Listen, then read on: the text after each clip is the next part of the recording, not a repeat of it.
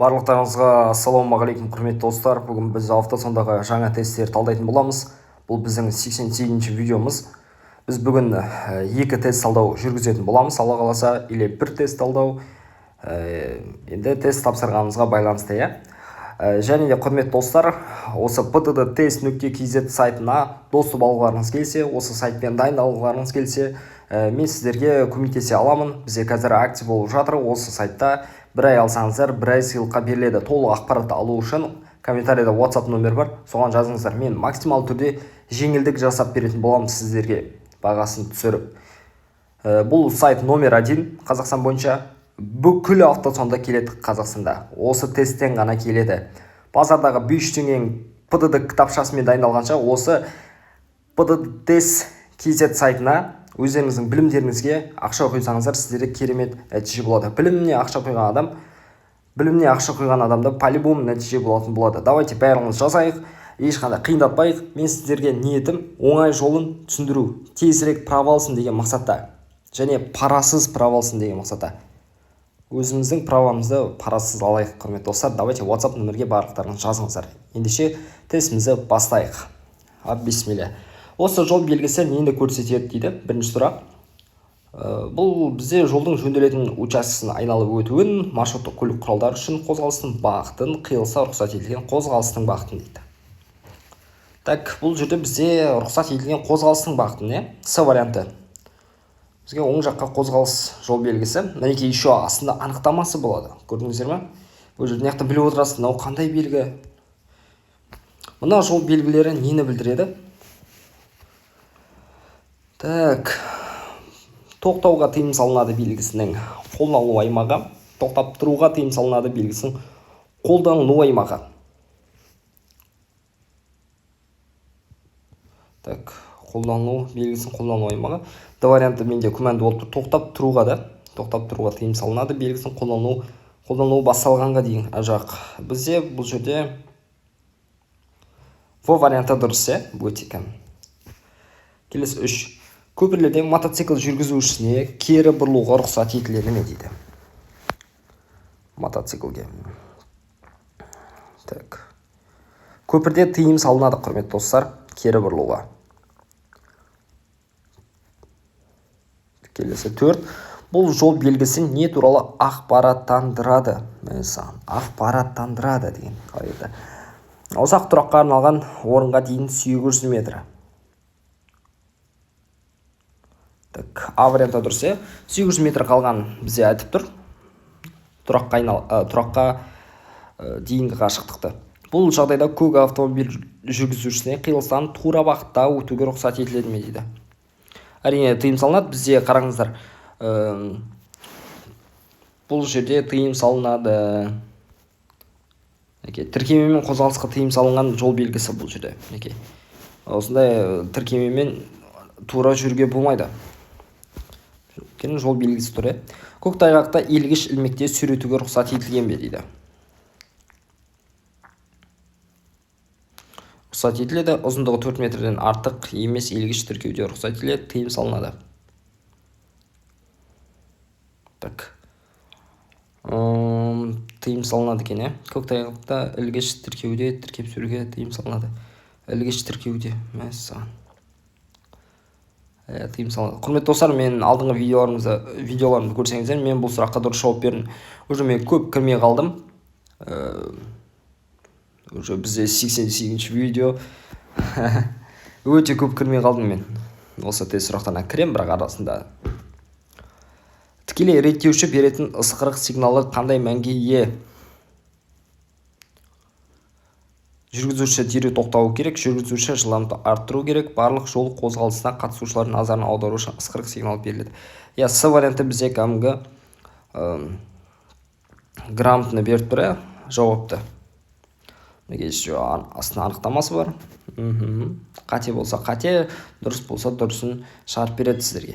Егер бұл автомобильдің нақты массасы сіздің автомобиліңіздің нақты массасының жартысынан асса, жұмыс істемейтін тежегіш жүйесі бір автомобильді сүйретуге болады ма дейді.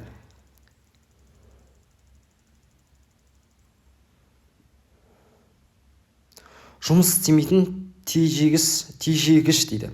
Жүйесі бар автомобильді сүйретуге. Так, құрметті достар, тыйым салынады иә. Өйткені оның тормозы істемейді мына жақта. Тормозы істемейді. Астына анықтамасы бар. Тағы да ескертіп отыра берсең иә, әрбір видеода анықтамасы бар деп. Тротуарлар мен жол жиектері жолдың бөлігі болып табылады ма? Тротуарлар мен жол жиектері жолдың бөлігі болып табылады ма дейді. Болып табылады, тек жиегі болып табылады, тротуарлар ғана болып табылады, болып табылмайды.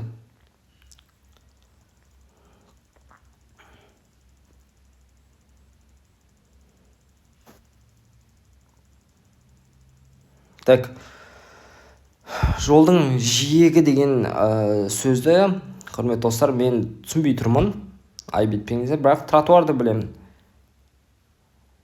Жиегі болып табылады сияқты. Или тротуарлар ғана ма?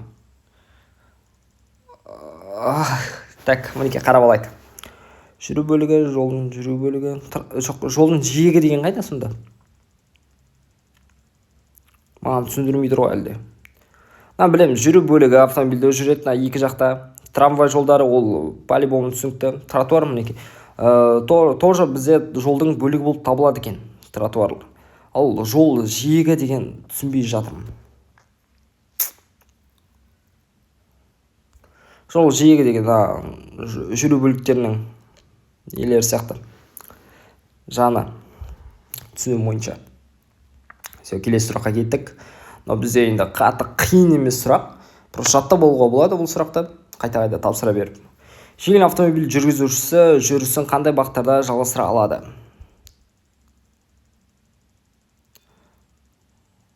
Тек оңға, иә? Тек оңға. Мінекей май қызметкерін қараңыздар.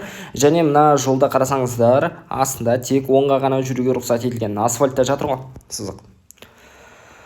Техникалық жағдайы бойынша жылдамдығы 40 км/сағаттан аспайтын көлік құралы мен автомагистралдарда жүруге рұқсат етіледі ме? 40 км/сағаттан аспайтын болса, автомобильде автомагистралда болмайды жүруге. Қай суретте бөлу жолағы бар жол сипатталған? Бөлу жолағы бар.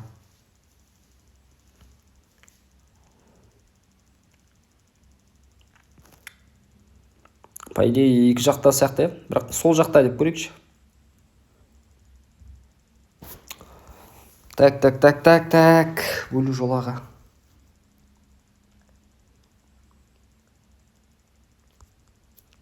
Бөлу жолағы жолдың аралас жүру бөлігін бөлетін және жолды елді мекеннен тыс кесіп өткен кезде жаяу жүргінші мәжбүрлі тоқтауын қоспағанда рельс көлік құралдарын және жаяу жүргінші жүріне тоқтауына арналған конструкциялық бөлігін элементі.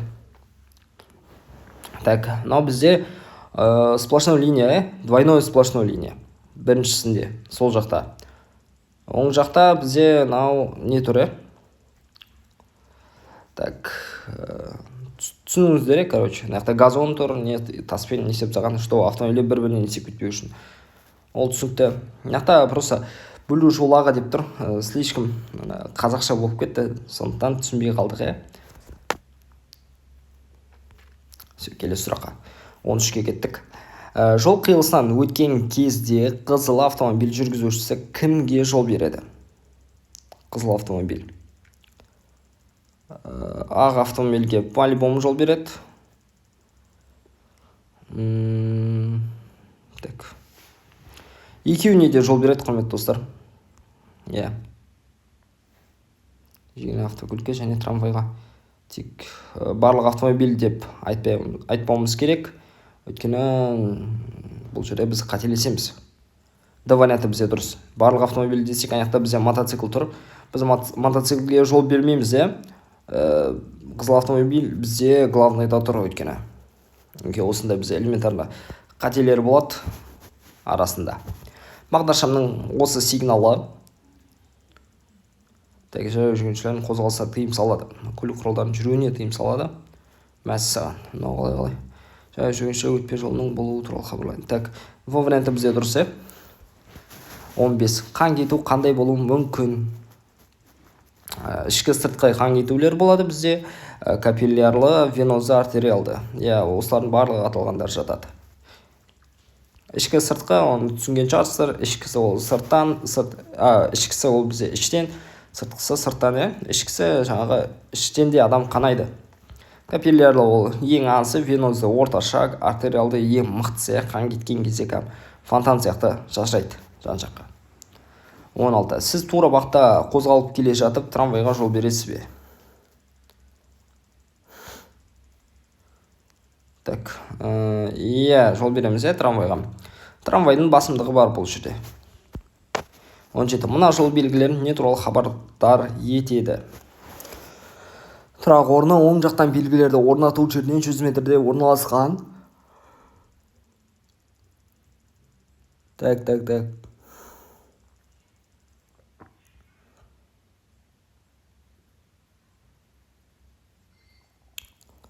Бұл варианты мені қанағаттандырып тұр. Дұрыс сияқты.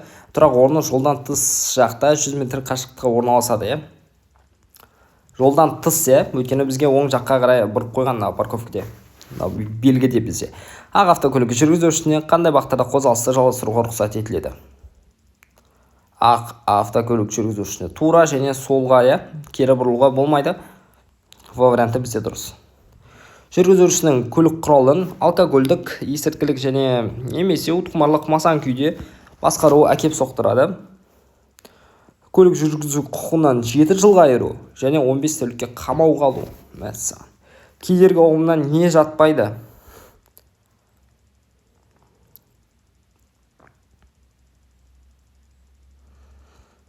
Жүріс бөлігінің ақаулы немесе зақымдалған көлік құралы, кептеліс немесе ереже талаптарына сәйкес осы жүру жолын тоқтаған көлік құралы. С варианты бізде дұрыс, ол бізде кедергі ұғымына жатпайды вообще. С. Жол қозғалысы ережелері бойынша қиылысқа шығардағы сіздің әрекетіңіз.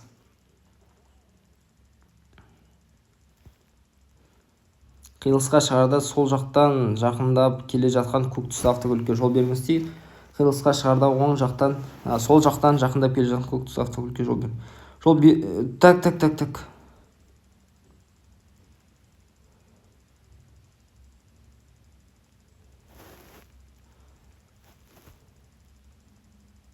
Қалай наған жол береміз? Тегмалы жолдардың қиылысында рельсі көлік құралдарын жүргізушісі оң жақтан жақындаған көлік құралдарына жол береді. Яғни шеңбер бойымен қозғалатын автомобиль жүргізушілері сізге жол береді.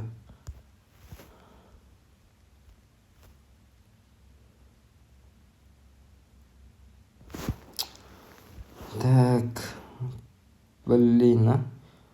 Кім кольцойды айналып жүреді? Сол басымдығы ие ғой, құрметті достар. Мынақта түсінбей жатырмын мен что-то. Ешқандай бір знак та жоқ.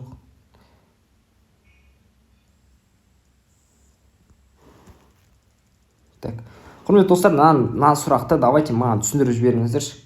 Ешқандай сөкпей, ешқандай ұрыспай өтініш, Кім түсінді мына сұрақты? Давайте келесі сұраққа өте берейік, уақытымызды алмай. Қалай біз жол бермейміз? Кольцойды айналып жүрген адам басымдыққа ие ғой. Ол главный. Қандай бағыттарда көк автомобильдің жүргізушісі жүруін жалғастыра алады? Тура солға, тек. Тура солға. Кері бағытта болмайды, өйткені бізде белгі тұрған жерде. Кері бұрылуға тыйым салынады белгісі. Фара прожекторды және фара ізденушіді пайдалануға рұқсат етіледі дейді. Қарама-қарсы көлік құралдары болмаған кезде, елді мекендерден тығыз. Елді мекендерде тек қызметтік тапсырманы орындау кезінде шетел және арнаулы қызметтік көлік құралдарын жүргізушілеріне аталған екі жағдайларда. С варианты бізде дұрыс. 24. Жүргізушілердің ішкі істер полиция органдары қызметкерлерінің көлік құралын тоқтату туралы заңды талабын орындауы әкеп соқтырады. Мына сұрақты енді мен білмеймін, құрметті достар. Бұл вариант дұрыс сияқты, мен баса салдым. 40 ай немесе 3 тәулікке қамауға алу. Көлік құралына артқы жүріспен қозғалуға рұқсат етіледі ме? Бір жақты бағыт жолдарда, Так, бұл вариант дұрыс, бір жақты бағыт жолдарда артқы жүріспен болады, бірақ көп емес. Автомагистралда шағын автобус жүргізушілер D1 санатына қандай ең жоғары жылдамдықпен жүре алады? D1 шағын автобус дейді бізде. Автомагистралда 90, 100, 110, 120. Кәдімгі жеңіл автокөліктер бізде 110, сондай по идее. Тіпті 140-қа да барады. Мен ойымша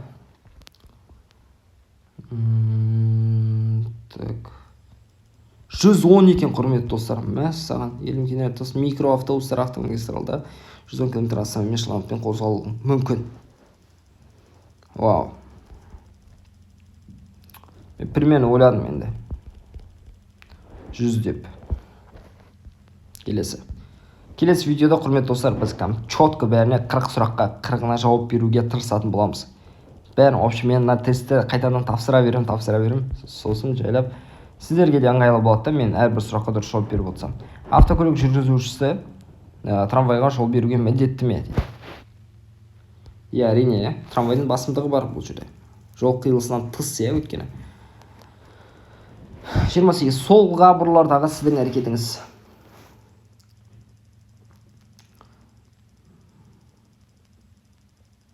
Бұл жерде бізде бірінші болып өтеміз. Трамвайда өткені бағдаршамы жанып тұрған жоқ. Көрсетемін. Алдыңғы видеода айттым мен бұны. Трамвайда аппақ болып жанып тұрған, трамвайға тоқтатып қарап алыңыздар бұрышқа.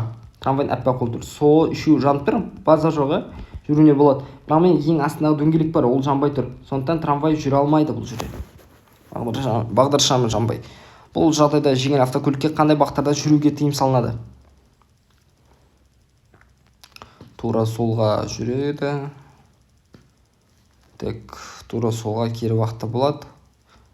Жоқ, кәз. Оңға болмайды, Тек оңға болмайды бұл автокөлікке. Қараңыздар. Мына полосада тұрып, ана жаққа бұрыла алмайды ғой, Өйткені ана жаққа түсу керек ол.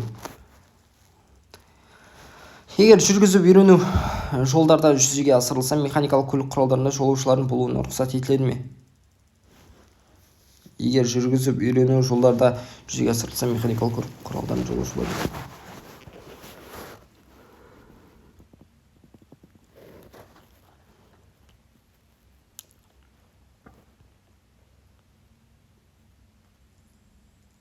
Мәссаған, тыйым салынады дейді. Д вариантын басып едім ғой. Жолдарда оқу жаттығу тек оқытушымен және оқытудың бастапқы басқарудағылар болған кезде, механикалық құралдан жолаушылар болмаған кезде. Тек қана қасында үйрететін адам болу керек және үйреніп жатқан адам болу керек. Басқа артық адам отырмау керек дейді. Көрсетілген траекториялардың қайсысымен сізге өз қозғалысыңызды жалғастыруға рұқсат етіледі? Бірмен болады. 3-мен де болады, по идее. 1-мен 3. Мәссаған.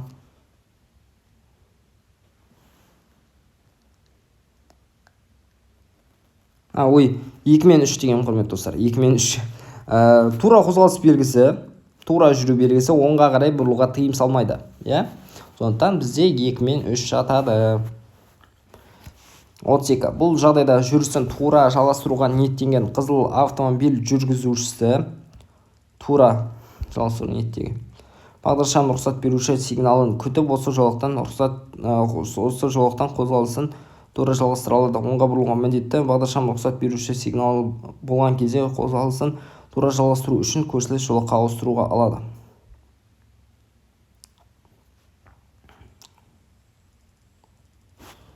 Қалай күтеді, ё-майо. Резкі жасыл жанып кетеді. Қараңыз, құрметті достар, қызыл жанып тұр. Артындағы автомобильді ұстауға вообще қақысы жоқ қой, бұрылу керек ол міндетті түрде. Сразу жасыл жанатын біз қайдан білейік, ё-майо.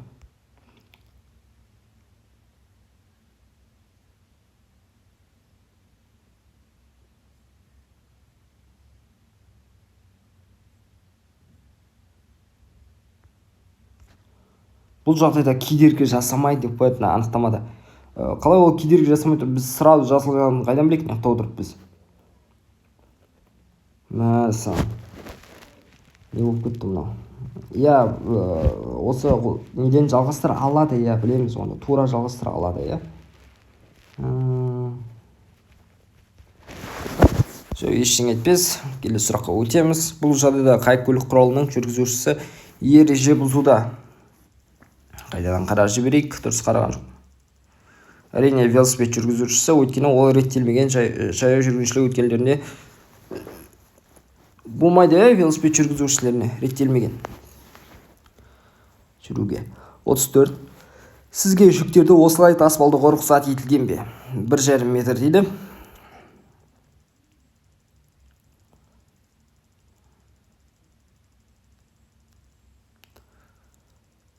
Тәуліктің жары уақытында ғана рұқсат етіледі екен. Рұқсат етілетін білем, 1,5 сантиметр. Тек бірақ тәуліктің жары уақытында екен. 35. Елді мекендерде аялдамадан қозғала бастайтын маршрутты көлік құралдары елді мекендерде оларға жол бергеннен көз жеткізіп қозғалыс бастауы мүмкін. Так. Бұл вариантта дұрыс. Біз автобусқа жол беруіміз керек елді мекенде. Ал елді мекеннен тыс, енді өзіңіз білесіз. 36. Көлік құралдары жол қиылысынан қандай реттілікпен өтеді? Бірінші қызыл автомобиль өтеді, потом кім өтеді? Жасыл автомобиль өтеді, потом кім өтеді? Әрине бізде мотоцикл жүргізушісі. Кім оң жағында, сіз неқті келе жатсыз, қиылыста, оң жағыңыздан келе жатқан көлікке жол бересіз. Ол өзінің оң жағынан келе жатқан көлікке жол береді. Ондан қызыл, жасыл мотоцикл, бұл вариантта бізде дұрыс. 37. Сіз кері бұрылуды орындай аласыз. Так, бізде Б жолымен, тек. 38. Бағдаршамның сары жыпылықтаған сигнал кезінде жеңіл автомобиль жүргізушісі міндетті.